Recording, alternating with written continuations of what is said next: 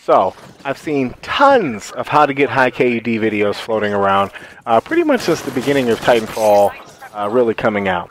While this is the basic foundational premise that will certainly help give you more opportunities to win, this is most certainly not the end-all be-all concept in Titanfall. This video marks the beginning of a series I'm putting out that shows how to be successful in specific game modes. Now, I obviously won't be able to cover all topics in the short time we have, so I will focus on the main way to win with supplemental information regarding other various positions and roles. I also understand that not everyone has the opportunity to play with a team, so this is how you can position yourself to be the most successful in CTF as a flag runner. I started this clip at the very end of the half, where I was able to sneak out one last flag before halftime. If you take a look, you can see that my KD was not doing so hot at the time. This is to be expected in the flag runner position, as the whole team will be gunning for you once you pick it up. Like I said, I will be covering the main portion of the objective, which in this case is capping the flag, and the steps I use to be successful in this particular role. I will make a note to say that this is a team objective. Against any good team, you will need players that can defend, play mid, and offer support for running the flag. You may be able to get away with being a one-man team with oblivious randoms, but that's not going to fly with any organized group. I'm not saying this is the only way to be successful as a flag runner, by the way. This is just the steps that have been successful for me, alright? So, step 1. Ultra aggressive at the beginning of a match. At the start, I bolt immediately towards the flag and try to see what options I have. Typically, there will be one or two people who have hung back to play defense. Normally, everybody else kind of runs towards our flag. Make sure you have your situational awareness intact, as they both may not be in the flag room. It's happened a few times where one's in the flag room and then one's way out in BFE, sitting there with a DMR or a carbine, waiting to pick you off. Especially on this map, actually. You can see them in the tunnels a lot of time just kind of hanging out. The reason I'm being ultra aggressive in the beginning is that teams normally show their colors very quickly if you make a full-on rush towards the objective. I want to see what their strategy is early, and that way I have time to adjust later on in the game. That's why I think it was 1-1 in the beginning of the game, and then we got a bunch of flag caps towards the end, just because we kind of figured out what their strategy is. Every now and again, too, this leads to a quick cap and an early lead, which obviously is never a bad thing.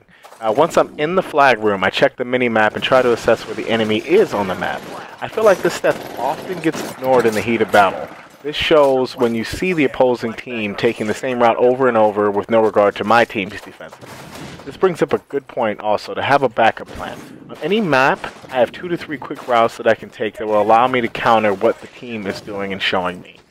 Once you are on your route, also, do not be afraid to deviate from the plan. If you take a look at the first flag cap I got in the game, you'll see that I changed my mind twice. Once, when I saw the Kraber guy at the bottom of the zipline on the bottom, I figured, you know, if I hang on the zipline for much longer, he's going to be able to pick me off. Pretty quick, easy kill. And then the second time, when I missed the jump near the ogre, I really botched that one. I was trying to grab the zipline above him, but again, I didn't want to be a sitting duck on that zipline, so I tried to go to the side to him, maybe make it a little confusing for him. Luckily, it ended up working out. When you get so wrapped up in completing a particular run, I've noticed that you forget to be aware of your surroundings. You're predictable, and any good opponent will be able to pick up on that and exploit it. Now, the perfect scenario will be that your flag is sitting pretty in the base and that you can run up a cap. Well, what if it isn't? This kind of breaks down into my loadout. So let's get into that and what I use in combat to help grab the flag and cap.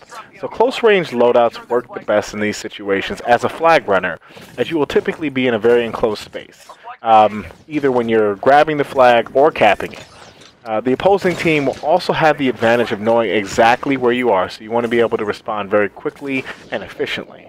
My personal recommendation is the shotgun or the R97 with scatterfire. Again, if you're going towards the flag, and you're trying to grab it, you know somebody's going to be camping or sitting in there, camping in there, or in multiple positions. Now, if I have a carbine, it's great. I might be able to take out 1 or 2 of them. But if they have a shotgun and it's close and it's in close space, or R97 scatterfire, which they're trying to use against me, more than likely they're going to get you, especially if there's 2. For my ordnance, I use the arc mines to protect open doorways in the location I am. This is when I'm attempting to actually cap the flag and it's not there. This works as a makeshift alarm system and will also allow you time to put them down, as they will not be able to see. So those are my basic steps on, kind of capping the flag, being a flag runner. you know, like I said, this isn't. I'm not saying that I have the best tips, or this is just what I've used and what's been successful for me. I think, you know, being able to apply those basic points is the basis of any good flag runner. And obviously, you make it your own, however you'd like to be. I'm not saying that you have to use the car SMG. You know, I've seen people that run flags all day that with the carbine, or I've seen them with the Kraber. You know, it just depends on your skill level, but that is what I prefer. You know, so again, thank you for watching. I'm going to be putting out something on hardpoint, Mark for Death, and LTS as well. And then I'll be jumping into attrition, but I think, you know, we pretty much all. I'll save that one for last. I think we all have a good idea on how to do well in that mode. So, and oh yeah, Pilot Hunter and Pilot Skirmish. So, we'll be covering as many of these as possible. Let me know if you like the video. Thank you for watching. Also, I just want to say thank you.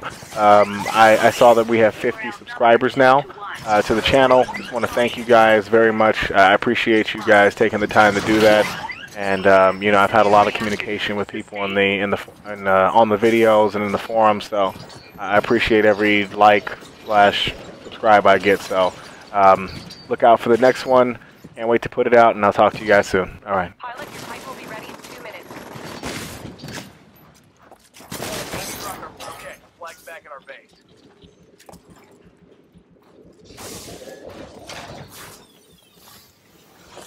All right, capture the enemy flag. Awesome work, people. We're barely ahead of the IMC, man. The battle projections say it's gonna be real close.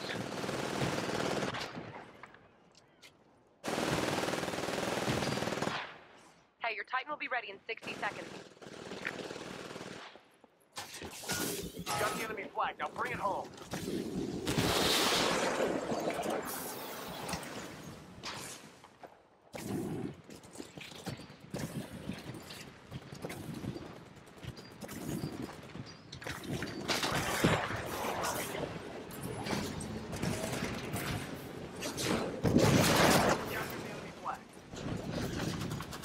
Be advised, Titan ready in 30 seconds. The enemy has our flag. We're totally crushing it. The IMC don't stand a chance. Won't be long before we finish this fight. Reloading! Okay, make it quick!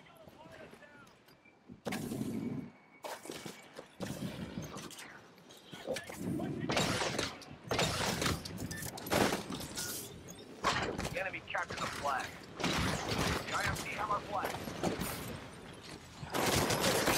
You're dominating that pilot. All right, get that flag back to base. Move! Still ahead, boss, but the IMC are catching up. Don't let them now. Hey, your Titan's good to go. Call it when ready.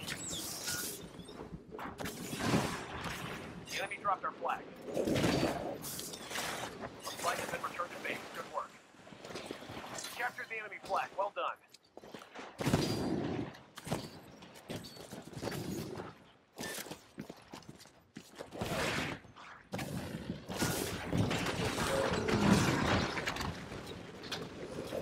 We're pulling even further ahead of the IMC. Great job down there, boss.